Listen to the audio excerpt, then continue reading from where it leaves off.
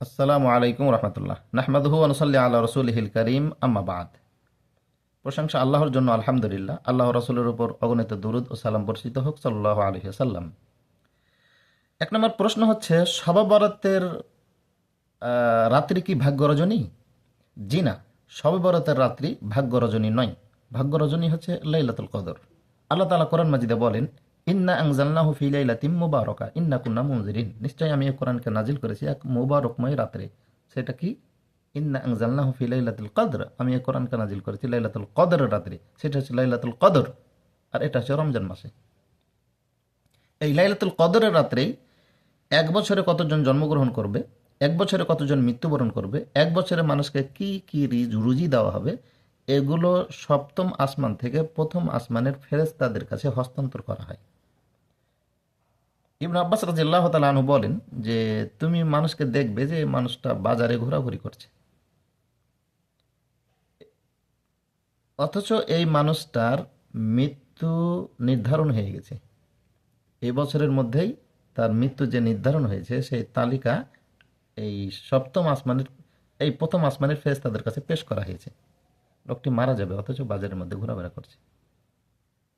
মানে তার মৃত্যুর যে তালিকা, এটা প্রথম আসমানের ফেরেশতাদের কাছে দিয়ে দেওয়া হয়েছে। শাবান মাসে, মানে সপ্তম আসমানে তো নির্ধারণ আছে সকলের রুজি রুটি সবকিছু। তো এক বছরের মধ্যে কি কি ফাইনাল হবে, এগুলি সবকিছু সপ্তম আসমান থেকে প্রথম আসমানে ফেরেশতাদের কাছে বন্টন করে হয়, তালিকা দিয়ে দেওয়া হয়। এটা হচ্ছে লাইলাতুল কদরের রাত্রে। এটা নিসফে শাবান বা শবে বরাতের রাত্রে নয়। যারা শবে বরাতের রাত্রে বলছেন তারা ভুল বলছেন। শাবান মাসে সিয়াম ছাড়া অন্য কোন ইবাদত আছে কি? জি না, শাবান মাসে অতিরিক্ত সিয়াম ছাড়া অন্য কোনো ইবাদতের প্রমাণ পাওয়া যায় না। দোয়া, কবর জিয়ারত, নফল নামাজ, এগুলোর ইবাদত হিসাবে কেউ কেউ বলার চেষ্টা করেছেন, কিন্তু এ ব্যাপারে যে হাদিসগুলো এসেছে প্রত্যেকটা হাদিসই মানে জয়ফুন জিদ্দান, খুবই দুর্বল এবং মাউজু, মানুষের তৈরি করা হাদিস। তাই বেশি বেশি এই মাসে সিয়াম পালন করা যায়। 1 থেকে 15, 1 থেকে 20, 1 থেকে 25 শাবান মাস আপনি সিয়াম পালন করেন, এতে কোনো সমস্যা নেই। কিন্তু শুধুমাত্র 15 শাবানের রাত্রে আপনি সিয়াম পালন করবেন, রাত্রে ইবাদত করবেন, এগুলো বিদআত, এগুলো করা যাবে না। ওই রাত্রে মানুষকে বেশি বেশি দান করবেন, মানুষকে বেশি বেশি খাওয়াবেন, এগুলো বিদআত। শেখ উসাইমিন রাহিমাহুল্লাহ বলছেন এগুলো থেকে বিরত থাকতে হবে। সহি কি? সহি হচ্ছে আয়েশা রাদিয়াল্লাহু তাআলা আনহা বলেন যে, কানা ইয়াসুমু শাবান কুল্লাহু। আল্লাহ রাসূল শাবান মাসের প্রায় পুরোটাই সিয়াম পালন করতেন। কুল্লাহু বলতে আকসার, অধিকাংশ দিনই। অনেক বর্ণনায় পাওয়া যায় আয়েশা রাদিয়াল্লাহু তাআলা আনহা বলেন, কানা ইয়াসুমু শাবান ইল্লা কলিলা। সহিহ মুসলিম। শাবান মাসের অল্প কয়েকটা দিন বাদ দিয়ে পুরো শাবান মাস আল্লাহ রাসূল সিয়াম পালন করতেন। তা আপনি পুরো শাবান মাস সিয়াম পালন করেন, শুধুমাত্র এই 14 শাবান দিবাগত রাত্রে শবে বরাতের উদ্দেশ্যে, ফজিলতের উদ্দেশ্যে আপনি সিয়াম পালন করছেন, এটা পাপ কাজ, এটা করা যাবে না। তো শাবান মাসে আল্লাহ তাআলা কি মানুষকে ক্ষমা করেন? জি, শাবান মাসে আল্লাহ তাআলা মানুষকে ক্ষমা করেন। এ ব্যাপারে সহিহ হাদিস এসেছে। আল্লাহ রাসূল বলছেন যে, ইন্নাল্লাহা লা ইয়াত্তালিউ ফি লাইলাতিন নিসফি মিন শাবান। শাবান মাসের 14 তারিখ দিবাগত রাতে আল্লাহ তাআলা তার সৃষ্টিকুলের প্রতি লক্ষ্য করেন। ফায়াগফিরু লিজামিই খালকিহি। তার সমস্ত সৃষ্টিকে তিনি সাধারণ ক্ষমা ঘোষণা করেন। ইল্লা লিমুশরিকিন আও মুশাহিনিন। শুধুমাত্র মুশরিক, শিরককারী ব্যতীত আর হিংসুক ব্যতীত তিনি সকলকে ক্ষমা করে দেন। সুনানে ইবনে মাজাহ 1390 নম্বর হাদিস। হাদিসটি জয়ীফ মূলত, কিন্তু মানে হাদিসটিতে জুবাইর বিন সুলাইম আর জহাক বিন আব্দুর রহমান নামে 2 জন মাজহুল রাবি আছে। কিন্তু এই হাদিসটির মুতাবাত বা শাওয়াহিদ আছে। তাই নাসিরউদ্দিন আলবানী রাহিমাহুল্লাহ হাদিসটিকে হাসান লিগাইরিহি বলেছেন। হাদিসটি মূলত জয়ীফ, কিন্তু এর যেহেতু মুতাবাত আছে, শাওয়াহিদ আছে, তাই হাদিসটির মর্যাদা একটু উপরে উঠেছে, সেটা হচ্ছে হাসান লিগাইরিহি। তাই হাদিসটির উপর আমল করা যায়। অন্য কোনো ইবাদত না, সারা বছর আপনি যেভাবে ইবাদত করেন সেই বছর এই মাসেও রাত্রে ইবাদত করবেন। সারা বছর করলেন না, শুধুমাত্র শবে বরাতের রাত্রে করবেন, এটা ঠিক নাই।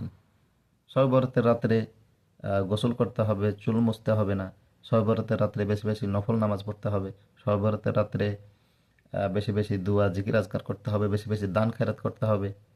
এগুলো সবই বিদআত, এগুলো থেকে ফিরে আসতে হবে। এমনকি এই রাত্রে যদি মানুষকে বা এই দিনে মানুষকে বেশি বেশি কেউ খাওয়াই, কেউ যদি হুজুরকে মোরগ দান করে, এগুলো বিদআতের পর্যায়ভুক্ত, এগুলো করা যাবে না, ফিরে আসতে হবে। এই শাবান মাসে কি বাৎসরিক রিপোর্ট আল্লাহর কাছে পেশ করা হয়? জি, শাবান মাসে বাৎসরিক রিপোর্ট আল্লাহর কাছে পেশ করা হয়। এ ব্যাপারে সহিহ হাদিসে এসেছে। আন উসামা বিন যায়েদ রাদিয়াল্লাহু তাআলা আনহু ক্বালা, উসামা বিন যায়েদ রাদিয়াল্লাহু তাআলা আনহু বলেন, কুলতু, আমি বললাম, ইয়া রাসূলুল্লাহ, হে আল্লাহর রাসূল, লাম আরাকা তাসুমু শাহরাম মিনাশ শুহুর মা তাসুমু মিন শাবান, দেখছি যে শাবান মাসে আপনি যত সিয়াম পালন করেন অন্য মাসে এত সিয়াম আপনি পালন করেন না। ক্বালা, আল্লাহ রাসূল বলছেন, যালিকা শাহরুন ইয়াগফুলুন নাস আনহু বাইনা রজব ওয়া শাবান, এটা এমন একটি মাস যে মাসের ব্যাপারে মানুষ গাফেল থাকে।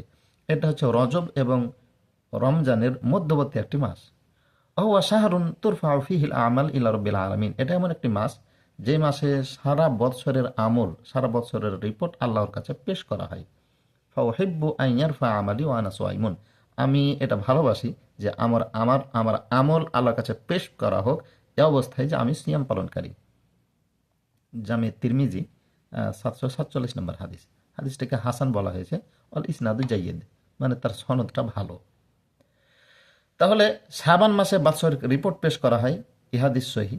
শাবান মাসের দিবাগত রাত 14 শাবানের দিবাগত রাত্রে আল্লাহ রসুল মানুষকে আল্লাহ তাআলা ক্ষমা করেন, এ হাদিসে সহি। কিন্তু সিয়াম ছাড়া অন্য কোনো অতিরিক্ত ইবাদত এ মাসে নেই, সহি হাদিস দ্বারা প্রমাণিত নয়। যেগুলো এসেছে সবগুলো জয়ীফ এবং জাল হাদিস। শাবান মাসে বেশি বেশি দান খায়রাত বা মানুষকে বেশি বেশি খাওয়ানো, বিশেষ করে 14 শাবানের রাত্রে, এটা কি করা যাবে? জি না, এটা করা যাবে না।